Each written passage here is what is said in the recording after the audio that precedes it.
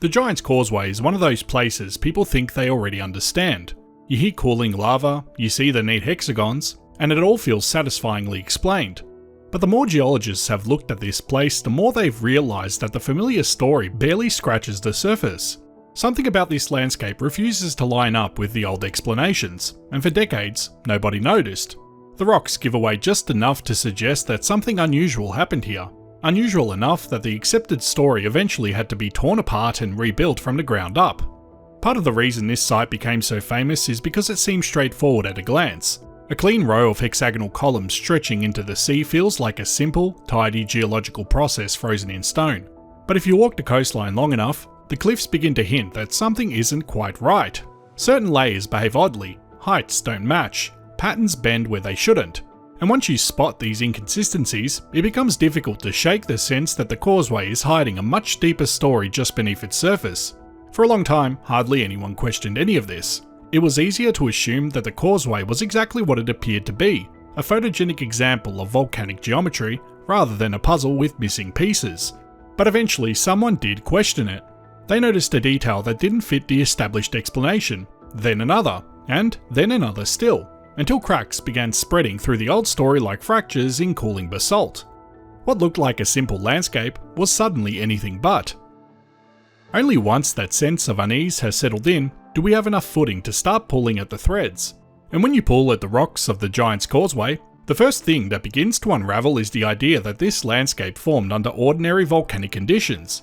Because if you strip away the columns and the ocean and the tourists climbing over the stones, what you're left with is a geological problem that should have never been overlooked in the first place.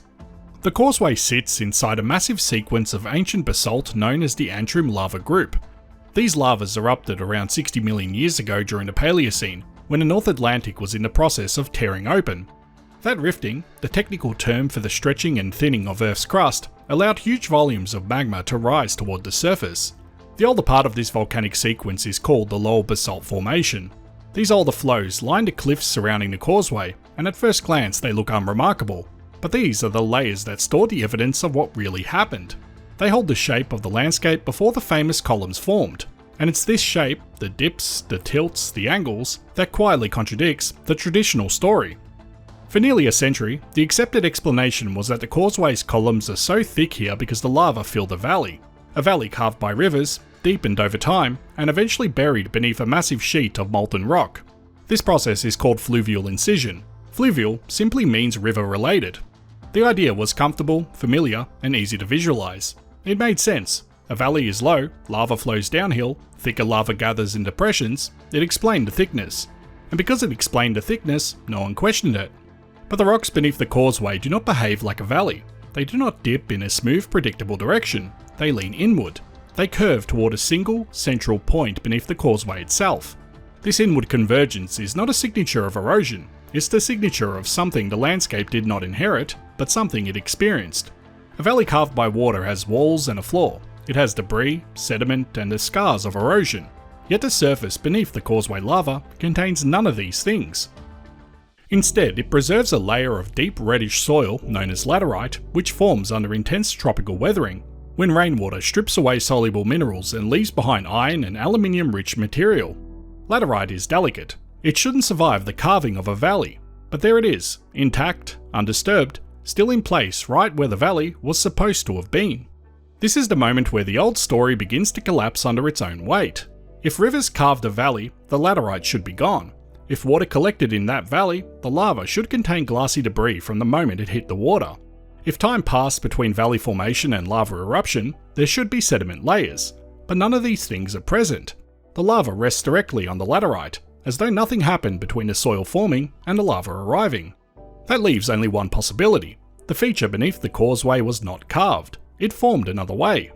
The more you follow this idea, the more the pieces fall into place. The inward dipping older lavas resemble a bowl rather than a valley. The lack of sediment suggests no time passed between the formation of this depression and the arrival of lava. The remarkable thickness of the causeway lava suggests that whatever formed a depression happened quickly, creating space that was immediately filled with molten rock. This points to a geological mechanism very different from erosion, one rooted in the behaviour of magma chambers beneath Earth's crust.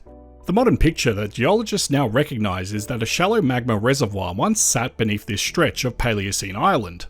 At some point, magma was being added to it from below, causing the crust to swell slightly. This swelling is called inflation. It's the same process seen today in volcanic areas like Hawaii and Iceland, where the ground subtly rises when magma forces its way into shallow chambers. But inflation doesn't last forever. When magma drains from a chamber, either by erupting at the surface or by moving elsewhere in the crust, the support disappears. The roof of the chamber begins to sag, not dramatically like a sinkhole, but enough to fracture and tilt the rocks above. This sinking is known as subsidence, and the shape it produces in the landscape matches precisely what geologists have now mapped beneath the Causeway. This would have created a sudden basement in the landscape, not carved slowly, not shaped by water, but produced directly by volcanic movement under the ground. The basin likely formed quickly, perhaps in a matter of weeks or months, although in geological terms it could have been even faster. Crucially, it formed so rapidly that there was no opportunity for sediment to accumulate or for water to transform it into a lake. The land dropped, and before anything could change, lava arrived. When that lava flowed in, it did so as a thick, searing hot flood of tholeiitic basalt. Tholeiitic describes basalt formed from low alkali magma, which tends to erupt in widespread, sheet-like flows. This chemically simple lava cools at a very predictable rate, and when it cools slowly and evenly through a large thickness, it contracts in a way that forms columnar joints, the hexagonal patterns for which the Causeway is famous. The lava cooled from the top down and the bottom up simultaneously.